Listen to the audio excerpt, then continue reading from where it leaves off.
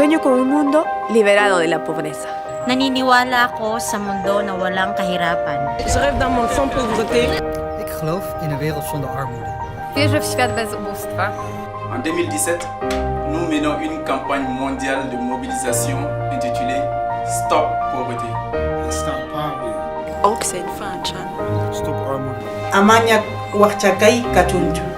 Este año marcará el centenario del nacimiento de Joseph Brzezinski, fundador de ATD Cuarto Mundo, un hombre que nació en un campo de detención de refugiados. Je ne me proposais pas du tout une action de charité, une action, je dirais, de distribution de biens, étant donné que c'était ce dont j'avais le plus souffert de mon enfance. 2017 will also mark the 60th anniversary of the founding of ATD Fourth World, the organization founded by Joseph Brzezinski and a group of families living in a shanty town outside Paris in the 1950s. ATD Fourth World is like one big family. They like family. ATD, c'est une deuxième famille. Sans ATD, je serais pas là. Le 17 octobre 2017 sera la 30e journée mondiale du refus de la misère. Une journée où chaque année, les hommes et les femmes qui luttent contre la pauvreté dans le monde entier se rassemblent et partagent leurs expériences.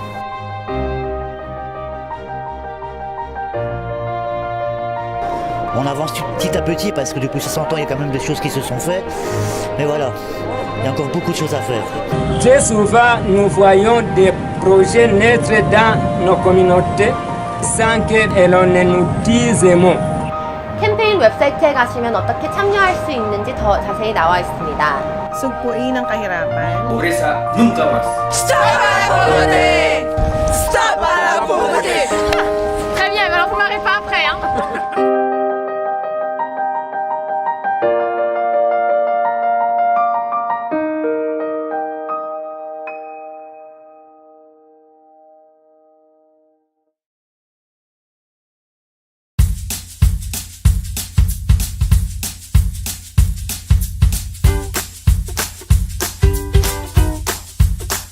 C'est la cause de la paix, c'est la cause de la misère. Nosotros tenemos que ser todos iguales. Y para que haya igualdad, pienso que tenemos que romper el silencio. Muchas de las iniciativas que se toman frente al problema de la pobreza en general no tienen en cuenta la voz y la experiencia de estas personas.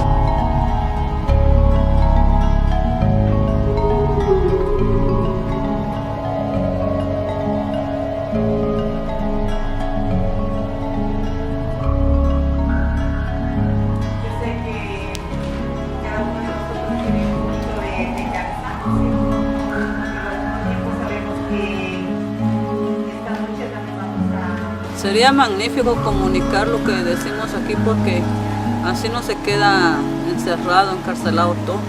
Ils sont bagailles que pour nos masses pauvres là, on va toujours trouver humiliation. Ça, tout le monde domine moi. Et les ravages, dévaster conscience. Il faut que vous réfléchissiez un peu, que conscience à tête.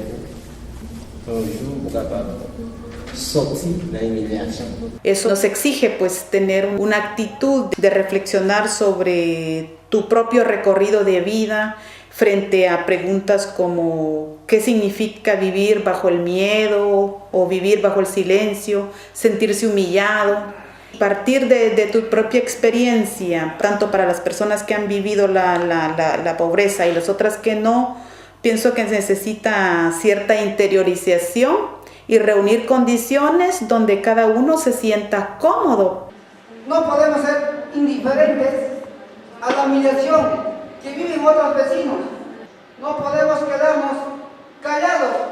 El tiempo en los barrios, al encuentro de las familias y el tiempo de nuestras presentaciones personales fue un tiempo que nos permitió construir una confianza y decirnos quiénes somos juntos, para después poder abordar cuestiones quizás más íntimas, más difíciles.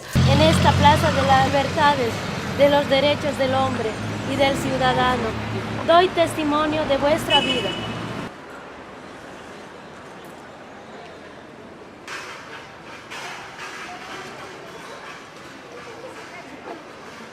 Hay que tomar en cuenta, ¿no?, el ritmo del trabajo, darse el tiempo de sentir cómo cada uno verdaderamente se siente partícipe y constructor de ese conocimiento que en Cuarto Mundo queremos emerger. No tenemos estudios o recursos, o se nos hace de menos por no tener un aporte académico.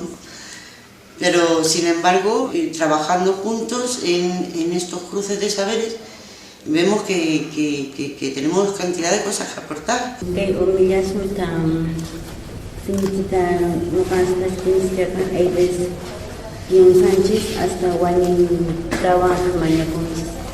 Esta palabra que me gasta tanto, me malgasta tanto, que me dan ganas de morir, es muy fuerte. Es muy fuerte. Debe haber situaciones de mucha gente en situación de extrema pobreza que cada día debe sentir que es una lucha cada vez más fuerte y que a veces deben sentir tal cansancio que dicen ya me quiero morir. Entonces si alguien dice quiero morir, algo está mal y contra eso hay que luchar. Entre militantes, solamente con mirarnos a los ojos nos comprendíamos, sabíamos del sufrimiento de la otra persona. Muchas veces el trabajar en grupos con distintos niveles social o académico, pues hace que uno se ponga en el lugar del otro, para sentirlo, no se podría explicar. Es como una mirada de te comprendo porque lo he vivido yo. Permitir a estas personas expresarse, ¿no?, es posible si hay ciertas condiciones. La capacidad de escucha es importante. Un espacio en el cual ellas solas puedan, a partir de esas experiencias, construir su propia reflexión, su propio conocimiento. El saber que son escuchados y lo que dicen va a ser respetado. Una de las participantes decía que nadie había dudado de lo que habían dicho. O sea, esa confianza es importante. Yo como militante escuchaba a un aliado de Cuzco que tenía un proyecto para él súper importante y estaba súper ilusionado con ese proyecto. Era el conseguir los derechos del niño trabajador. Para mí esto era una cosa completamente ridículo, fuera de lugar, porque el niño para mí no tiene que trabajar. Pero claro, yo no veía la realidad de ese país hasta que no estuve allí. Y allí los niños trabajan y ayudan a mantener a la familia. Son los testimonios personales los que realmente nos conmueven y nos invitan a pensar en que son soluciones perentorias las que hay que tomar, en la necesidad de devolverle la voz a las personas, ¿no? La cultura de paz ha quedado algo, se define ya casi como tan etérea que no percibimos que la violencia y la pobreza es uno de los principales obstáculos de esa paz. Esa palabra, el romper el silencio, es algo muy fundamental, porque si no rompemos el silencio vamos a seguir viviendo en todo ese silencio, y eso es bastante duro para una persona, ¿no?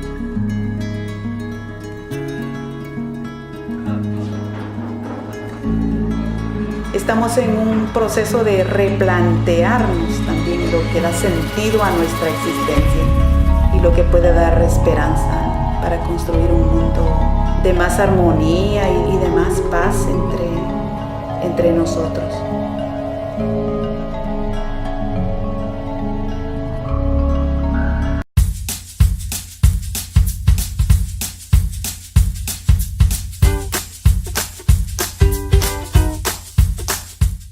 Même si tu vis dans la pauvreté, il y a des gens qui ont une connaissance, la connaissance de leur vie familiale, la connaissance de leur savoir qu'ils ont puis qu'ils ne peuvent pas partager parfois dans la société avec d'autres gens. Au Québec et partout ailleurs, les personnes en situation de pauvreté savent mieux que quiconque ce que sont des conditions de vie difficiles, l'exclusion et le combat quotidien pour s'en sortir.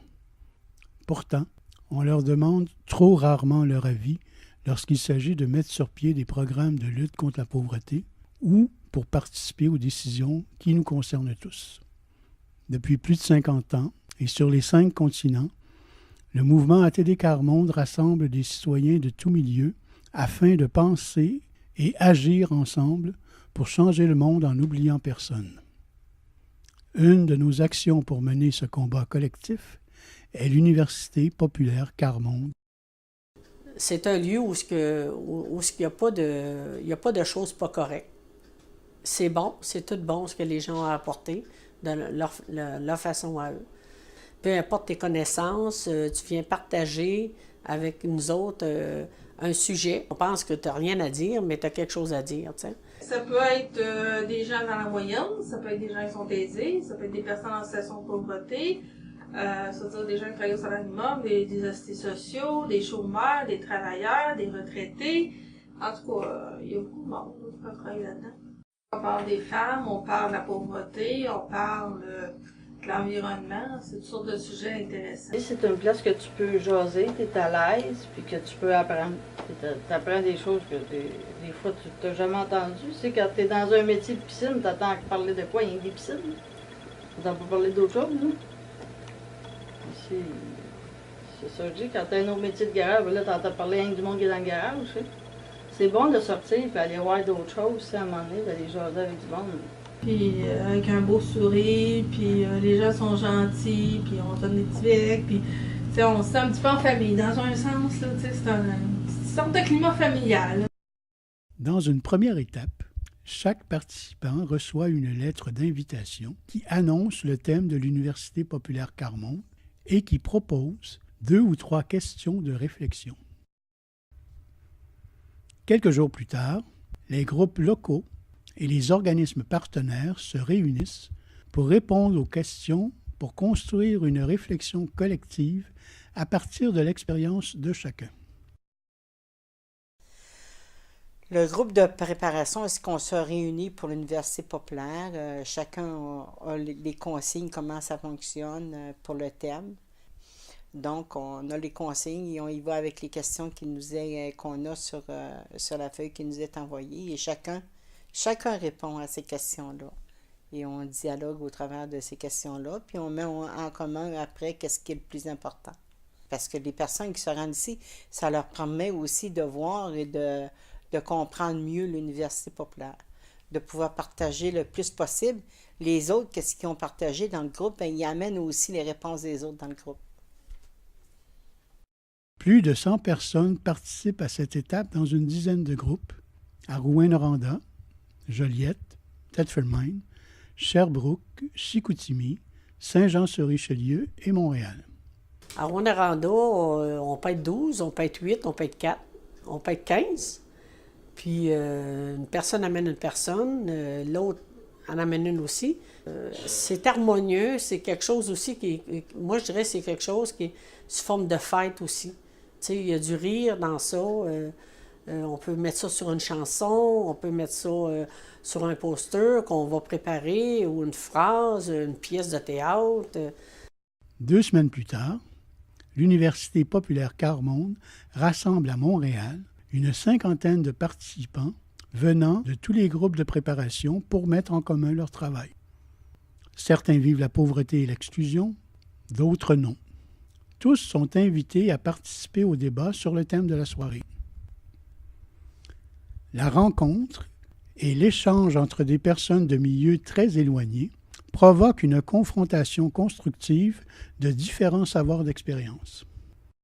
Maintenant qu'on prend une personne qui a des préjugés assez sociaux, qui est dans ce milieu-là. Ah, tu sais, Lucie, t'écris un roman, tu fais du bénévolat, c'est le fun. Ah, ouais, je savais pas que les assistés sociaux étaient comme ça. Je pensais que c'était tout des.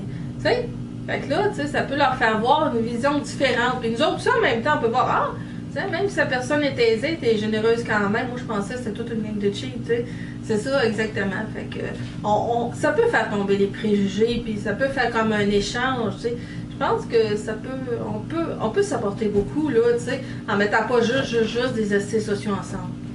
Des choses, en fait, ça m'interpelle beaucoup dans mon travail. Je travaille à la direction de santé publique. Une de nos priorités, c'est de lutter contre les inégalités sociales de santé. Et là où l'université populaire peut m'aider, c'est que quand je suis avec mes collègues et je m'oppose des fois à certaines dimensions du programme, j'ai les témoignages des gens d'ATD que j'ai entendus, qui me reviennent. Et je suis capable de défendre mon point, pas juste en citant des auteurs d'articles, mais en amenant des histoires très, très concrètes qui font la démonstration qu'il faut penser nos choses autrement. Ben, c'est important qu'on se parle pour exactement pour que ça s'améliore un peu, c'est dans le monde aussi. Là. Si les riches ils se mettraient tous à parler aux pauvres, ça serait vraiment différent. Hein? Le monde, ça s'accorde pas, ça chicane.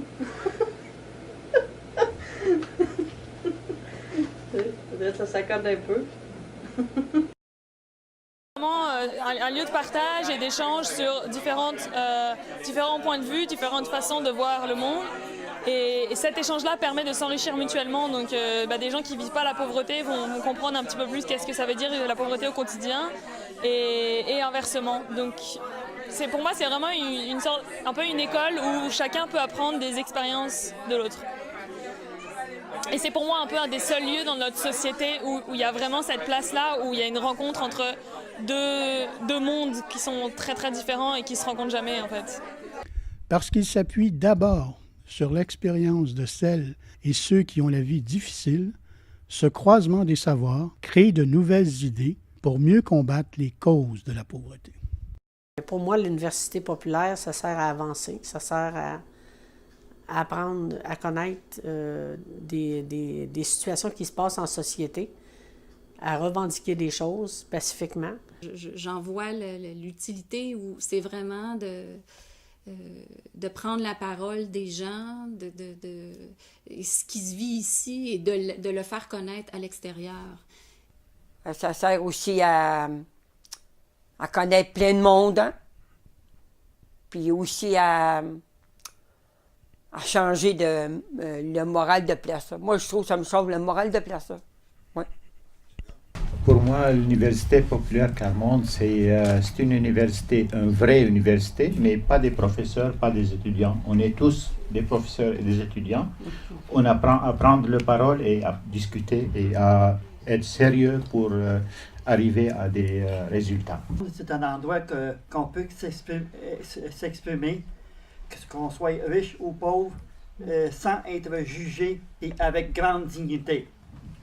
À l'Université populaire, c'est que c'est un lieu où on passe de la honte de la pauvreté à la fierté d'un combat collectif pour la dignité de tous.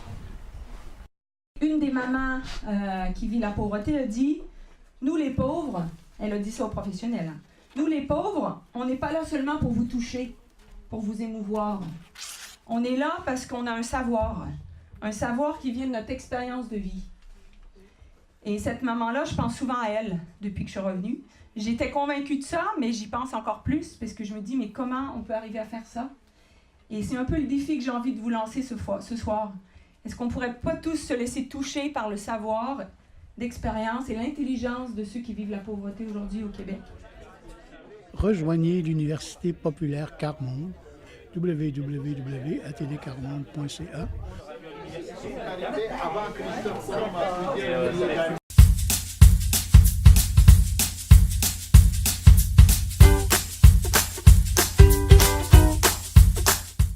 Nous serons comme des associations familiales. Nous pourrons, obliger le pays à changer.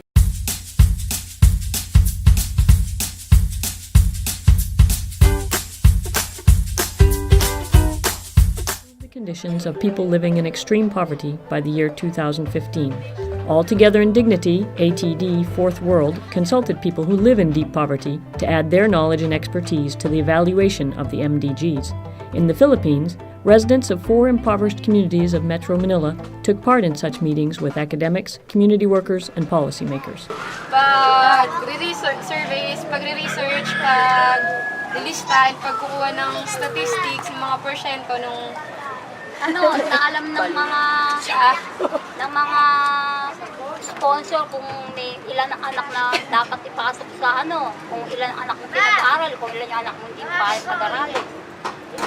We think that it's useful to think with you what questions should be on the paper. We concentrate today our questions about education. Sa akin kasi gusto kong ma-express yung problema ko, problema ng kapitbahay ko, komunidad, problema ng mga kasama ko. Gusto ko marinig nila yung suggestion ko, yung mga nilalaman ng puso ko, yung experience ko sa buhay, as well as matuto rin ako sa kanila sa mga topics, sa mga sharings, different topic na panag-uusapan sa komunidad. For families living in extreme poverty, who are so often isolated and feel ashamed, taking part in such meetings doesn't come automatically. Years of working together with ATD Fourth World volunteers in cultural activities, family support, and discussion forums fostered mutual trust and partnership.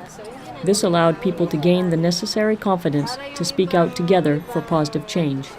By using personal experiences to inform a collective study, these families have added an essential contribution to the evaluation of the MDGs. I have the impression that the fact that we record their speech helps them to formulate the things well, and somehow it gives some weight, some importance to their words, and I think they are proud of it, and it helps also the others to listen and to be respectful to what is said by each one. I was also amazed today about the quality of the listening to each other's story. Maybe it's also the fact that they are in their own environment that helps them to express more freely. The topic of education, which is close to their concerns, their ambitions in life.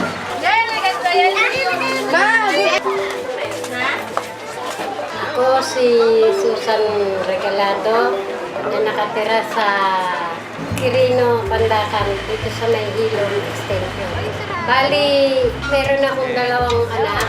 Ang panganay ko ay hindi nakatapos ng high school, pero sa ngayon may asawa na siya. Ang bunso ko naman ay nasa high school na. The last study group meeting, from this we have some more questions to understand. Ang trabaho ko, isa akong mananahi sa bahay. Yun ang bumubuhay sa aming pamilya.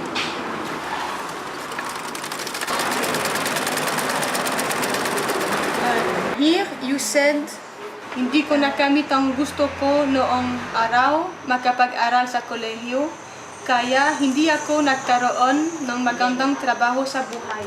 Kasi ang magulang ko nung araw, hindi naman sila nakatapos elementary lang. Kasi kung nakatapos ka man lang ng kolehiyo, kahit paano, mararating mo yung may magandang antas na trabaho sa buhay. Hindi ko sabihin meron silang standard na hinahanap. Para makuha ka ng gobyerno na makapasok doon. Pero kahit paano, meron ka pa rin babayaran. What is a challenge, I think, is to go beyond the pure storytelling, to go with them to the stage of reflecting on it, to become aware of certain mechanisms.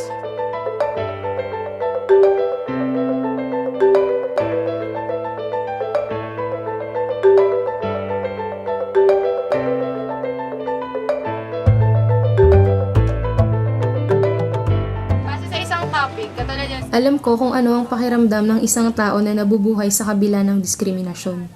4 na taon din po kasi akong nagtiis sa mga panghuhusga ng mga tao sa eskwelahan. Oo, mahirap mabuhay sa kabila ng diskriminasyon. Pero minsan, kailangan mo lang talagang lumaban. Hindi dahil may gusto kang patunayan sa kanila o may gusto kang patunayan sa sarili mo, kundi dahil may karapatan ka at kailangan nilang marinig ang boses mo. Marilu Magat is a mother of 10 living in the city of Navotas of Metro Manila. She became a delegate at an MDG evaluation seminar in Europe and later contributed to the recommendations at the closing UNICEF workshop. Para malaman nila at makita nila yung kalagayan namin na mahihirap. para mabigyan kami ng pagkakataon na magkaroon ng panibagong buhay para maranasan din namin yung magkaroon ng magandang kinabukasan. This evaluation process merged the knowledge of people who live in extreme poverty with that of academics, institutions, and policymakers. All sides, prepared separately, then, under the auspices of UNICEF, came together and pooled their ideas to generate important recommendations for development. The Fourth World Movement, we have this experience, this ethics of making sure that the people who have the hardest life can also contribute their thinking, their experiences to influence society. I think this is still very uncommon and unexperienced by themselves in other places in society.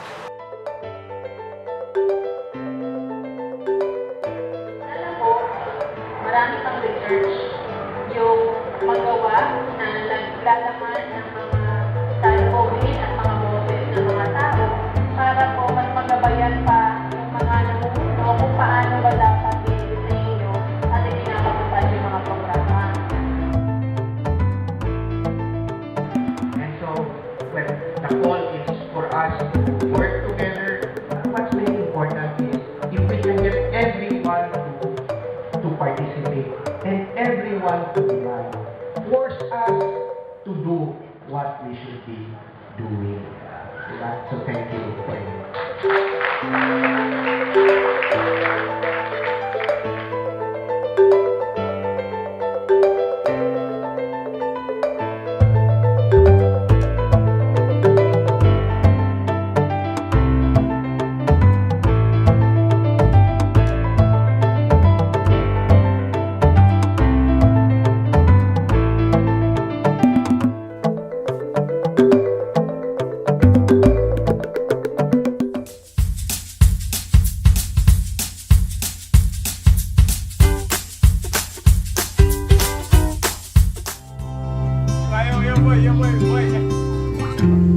Dinoraï est un des 16 arrondissements de la ville de Pikine, à l'est de Dakar. Un lieu débordant de vie, mais un lieu abandonné. Depuis 2005, la remontée de la nappe phréatique, les intenses pluies de ces 3 dernières années ont rempli les rues, les maisons. 10% de la population vit durant toute l'année avec les inondations, et la vie n'est pas simple. Des familles entières voient leurs maisons noyées dans l'eau, une eau noirâtre, verte, mélangée aux fosses septiques. Il faut vivre au milieu de cette pollution, il faut cuisiner dans cette eau. Les écoles sont inondées, les postes de santé sont inondés, les marchés sont inondés. Il n'y a pas de sortie, la vie du quartier est menacée. Des familles partent, d'autres restent, résistent. Ce sont souvent les plus pauvres.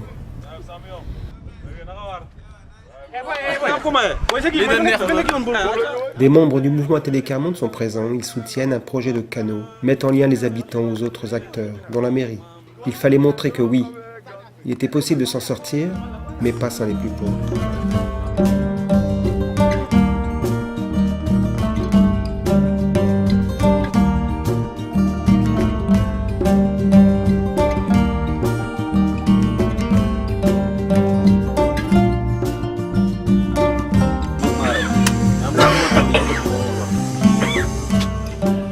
Au Sénégal, il y a un quartier qui s'appelle Guinaouraï Nord. Ce quartier était tellement inondé pendant l'hivernage et les familles obligées à vivre dans l'eau. Puis il y a Lamine, un jeune qui s'est engagé comme volontaire permanent au sein d'un Télécarmonde.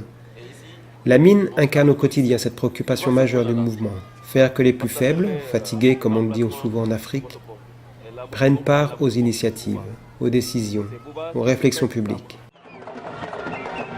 À quelques kilomètres de là, en ce mois de février 2011, c'est l'université de Dakar qui est le centre de toutes les attentions. Des milliers de personnes se mettent ensemble pour chercher aussi la possibilité d'un autre monde. C'est le Forum social mondial 2011. Quel lien entre ce combat politique, ce combat d'idées et de mots, et la réalité de vie de ces milliards d'êtres à la recherche d'une vie meilleure? Quel lien avec ces familles abandonnées, comme celle de Pikine? Parce qu'on veut en fait demander aux différents acteurs sociaux comment ils prennent en compte les plus pauvres et comment ils évaluent leurs projets en fonction du bien-être des plus pauvres et est-ce qu'ils prennent en compte leur savoir. Au Forum social des banlieues, au milieu d'un quartier populaire de Pikine, une tentative d'enraciner le débat dans les quartiers. On y parle aussi d'autres banlieues, d'autres villes inondées, d'autres déplacements de population, de non-respect des droits. Le monde est là, le Mexique, l'Inde, la France, les voisins africains. Tous témoignent. Quiero hablar sobre 4 aspectos solamente y están relacionados con la crisis climática, el cambio climático. Mais Lamine veut apporter une voix neuve, celle du quotidien des milliers de familles souffrant l'exclusion.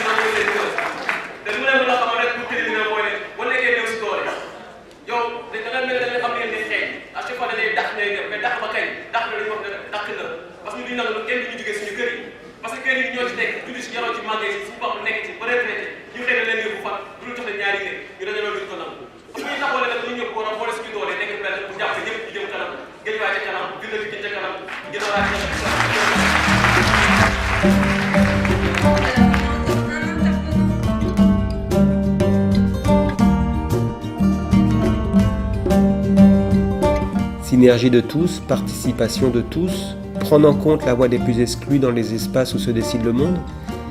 Les réflexions pour de nouvelles formes de gouvernance mondiale ne peuvent faire l'économie de cette prise en compte.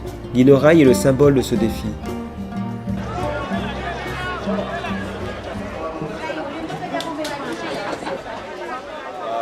Parce que le Forum social mondial, il n'y a rien de politique ou de gouvernement dans ça. C'est pas comme descendre dans la rue, prendre des banderoles, mais là-bas c'est plus organisé. C'est la tête qui travaille plus que la force.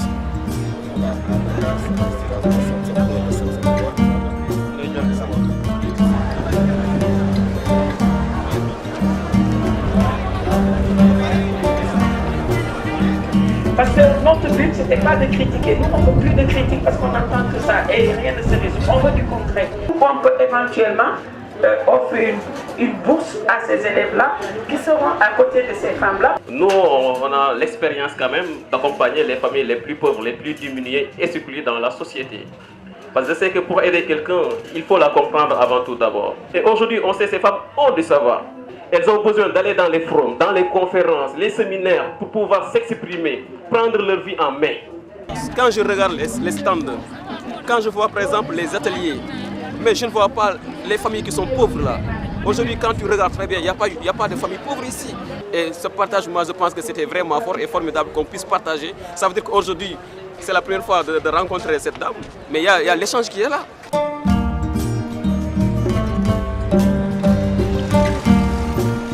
Le message que nous portons a un caractère universel. L'important est l'homme.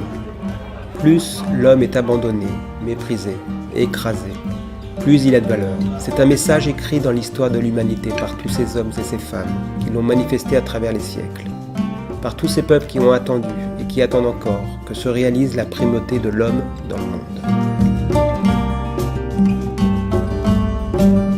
Quelle serait la nouvelle organisation du monde pour faire face à la pauvreté grâce à une nouvelle économie? C'est qu'on pourrait dire la gouvernance. Comment on va se gouverner? Bien gouverner, ça veut dire qu'il y a des personnes qui prennent un engagement pour que ceux qui ne viennent pas par eux-mêmes puissent avoir leur place. Il faut s'assurer que la voix des plus démunis, leur expertise, soit prise en compte dans la recherche d'alternatives au système actuel. Tout cela, c'est en reconnaissant que des personnes en situation de pauvreté et de misère sont porteuses de savoir dont il faut tenir compte.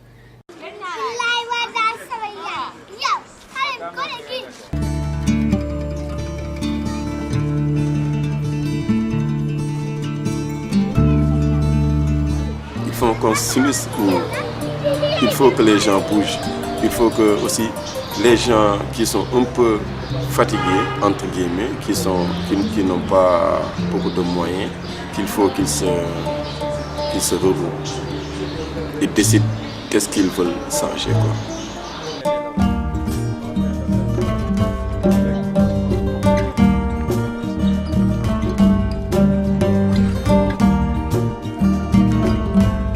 Le plus pauvre nous le dit souvent, ce n'est pas d'avoir faim, de ne pas savoir lire, ce n'est même pas d'être sans travail qui est le pire malheur de l'homme. Le pire des malheurs, c'est de se savoir compter pour nul, au point où même vos souffrances sont ignorées. Le pire est le mépris de vos concitoyens, car c'est le mépris qui tient à l'écart de tout droit, qui fait que le monde dédaigne ce que vous vivez, qui vous empêche d'être reconnu digne et capable de responsabilité.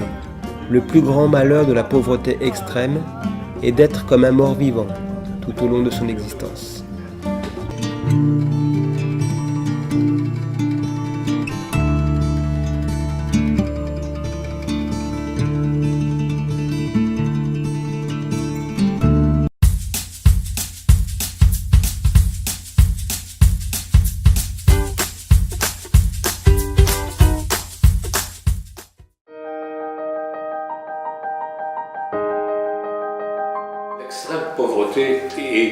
Poverty is a form of violence. It leads to humiliation and it silences people. It destroys lives. But poverty is not inevitable. Like slavery or discrimination, it can be overcome. Those who endure poverty resist its injustice in countless ways. If we are to confront the challenges facing the world today, we need their intelligence and courage. Today, people who feel outcast are making themselves heard and are taking action. Others are joining them to build a peaceful world where no one is left behind. I choose to join them in overcoming poverty.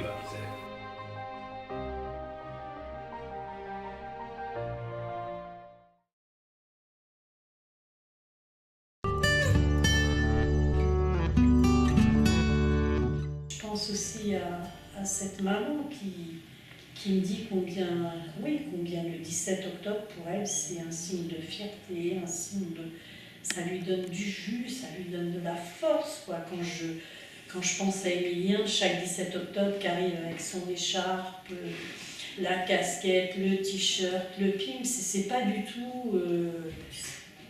Il faut pas banaliser ça, je veux dire, c'est l'attachement année après année à comment le 17 octobre lui a permis de se construire en fait. Chaque morceau de vêtement veut dire quelque chose pour lui. C'est pas un collectionneur, mais ça a une vraie signification et il ose ce 17 octobre mettre les uns avec les autres. C'est aussi dire sa fidélité dans cet engagement et sa fierté dans cet engagement. Tout le monde pourrait dire qu'il se décore, pas du tout. En fait, il affiche son parcours et sa solidarité avec les autres. Souvent, on entend dire c'est la journée où les gens témoignent. D'abord, il faut arrêter de dire que les gens témoignent. Les gens, ils témoignent pas, ils font comme les autres. Ils sont en capacité d'apporter une analyse de ce qu'ils vont, de ce qu'ils vivent, de ce qu'ils veulent, et pas que juste un témoignage de vie. Les gens disent beaucoup plus que ça. Donc, il faut qu'on arrête d'enfermer les gens dans les témoignages. Qu'on reconnaisse qu'ils aient une capacité d'analyse. Le plus difficile dans l'histoire, c'est pas que les gens soient en capacité d'analyser des choses et de sortir d'un témoignage. Le plus difficile, c'est qu'on croit les pauvres capables de ça, en fait. Tant qu'on aura un doute là-dessus, évidemment, les pauvres ne feront rien d'autre que de témoigner. Mais en fait, là où on a du boulot, c'est pas avec le peuple. Parce que le peuple, il a les capacités. Là où on a du boulot, c'est avec ceux qui considèrent le peuple incapable. Au Burkina Faso, en ce moment, ils ont créé l'Université populaire Paris-Iran cette année.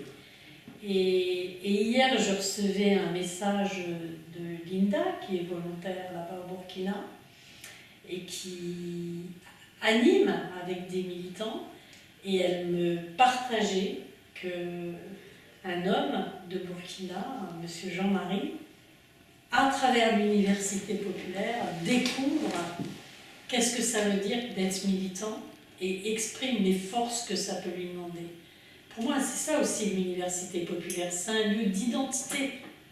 Un lieu d'identité, de connaissance et de reconnaissance qui donne des ailes aux gens, quoi.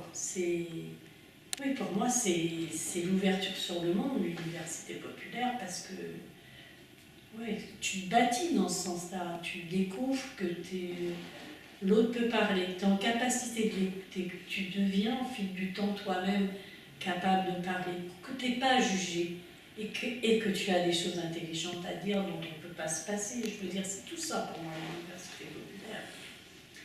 J'y crois plus que tout et c'est merveilleux. Hello everyone. Today we stand in solidarity with 800 million people around the world who live in extreme poverty. Many more are threatened by alarming high rates of unemployment, insecurity, inequality, conflict, and the effects of climate change.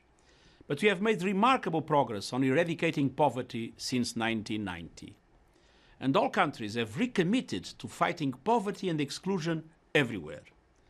The 2030 Agenda for Sustainable Development is our plan to take a different course. And this globally agreed agenda pledges to secure a healthy planet and build peaceful, inclusive societies to ensure lives of dignity for all. Its pledge to leave no one behind will require innovative approaches, partnerships, and solutions. And that means addressing the root causes of poverty in order to eradicate it entirely. It means listening to the views and guidance of people living in poverty and acting together with them. Let us join hands to stop poverty, all together in dignity. Thank you.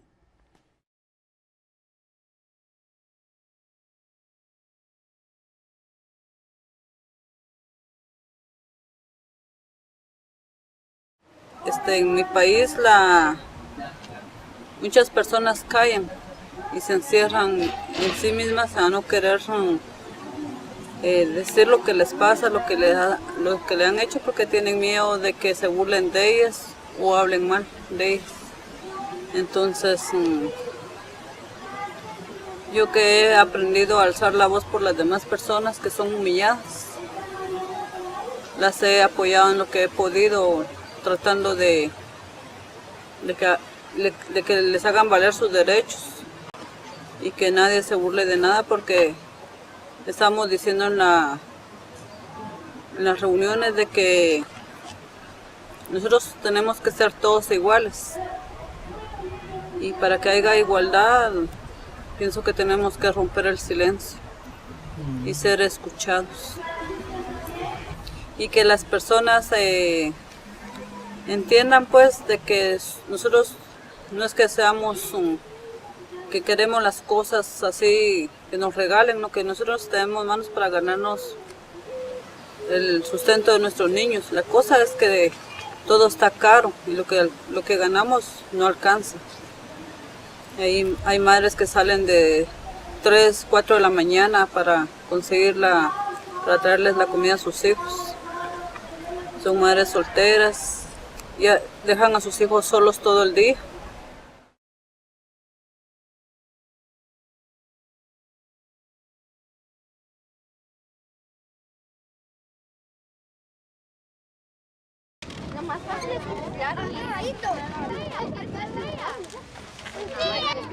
ATD, World World Volunteer Corps members, committed alongside people earning a living from the public garbage dump, have long searched with them for other ways to support their families.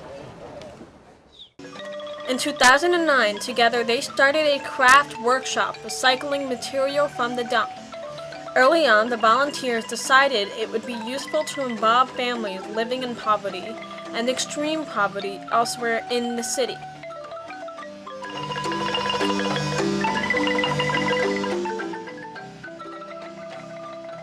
The project began with a dozen participants who decided together how to set the hours, the stipends paid, and what crafts to produce. Otra fue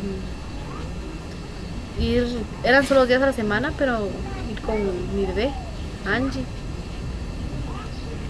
Me resultaba muy difícil caminar hasta la Bolívar porque no estaba acostumbrada yo a salir de mi casa. Tanto tiempo, tanta distancia. Mi reto más grande fue aprender a hacer los monederos, bolsos de crochet y ir a aprender las manualidades, ir a compartir con las personas. Fue muy difícil acoplarme, pero ahora, no sé, quiero hacerlo todo. Pues lo que se necesita para, no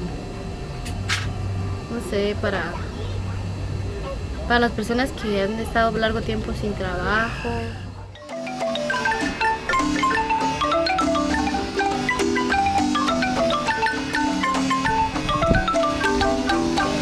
He conseguido trabajar juntos sin tener competencias, aprendiendo uno de otro.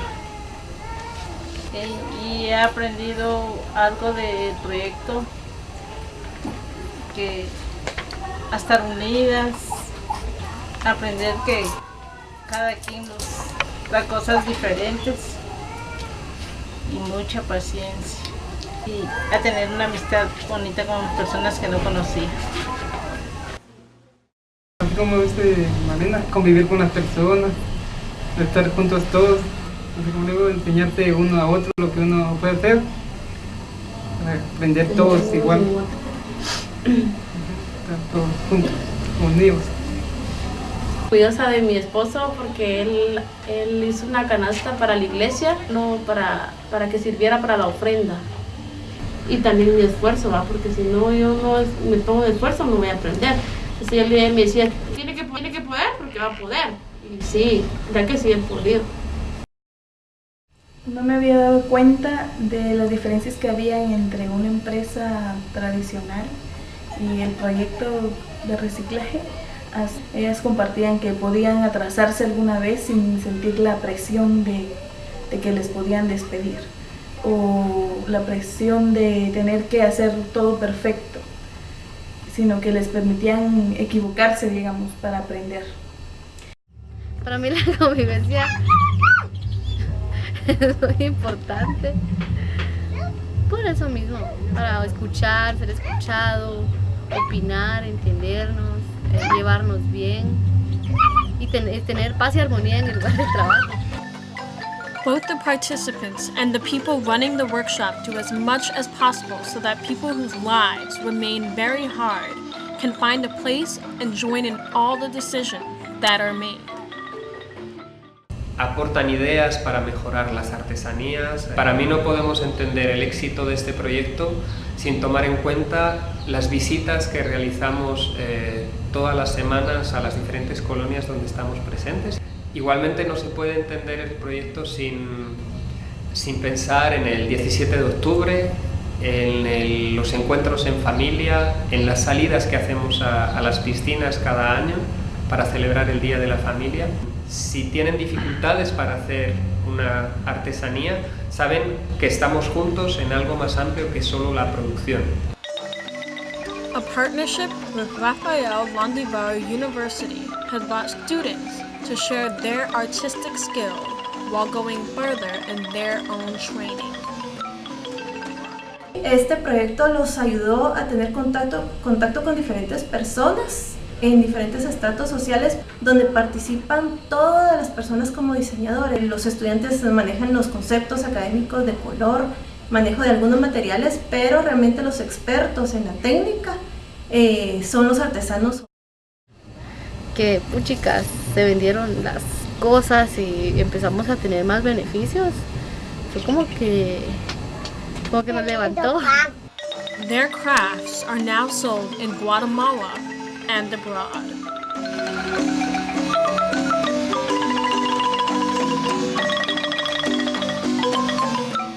Porque de nada hubiera servido la capacitación y que tuviéramos viáticos en esos 6 meses si no nos hubiéramos comprometido a querer nosotros verdaderamente cambiar nuestra forma de vivir. El desafío que hay detrás de este proyecto es ser capaces de hacer sociedad juntos, de crear juntos proyectos en los que personas que tienen una experiencia cotidiana de la extrema pobreza y otros son capaces de caminar juntos.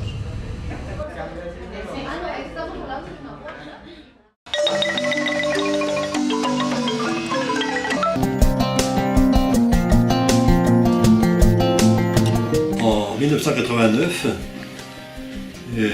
c'était le bicentenaire de la Révolution française et il y a eu à Caen un colloque d'historiens pour signifier le lien entre le quart-État de la Révolution française et le quart-monde.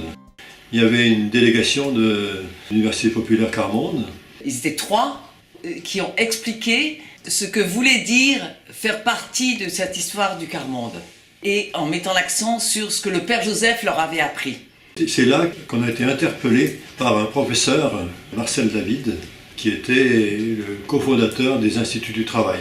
Il disait qu'il y a 50 ans, l'université s'est ouverte au monde ouvrier et à ses représentants pour créer justement une structure où le monde ouvrier et les universitaires seraient à parité.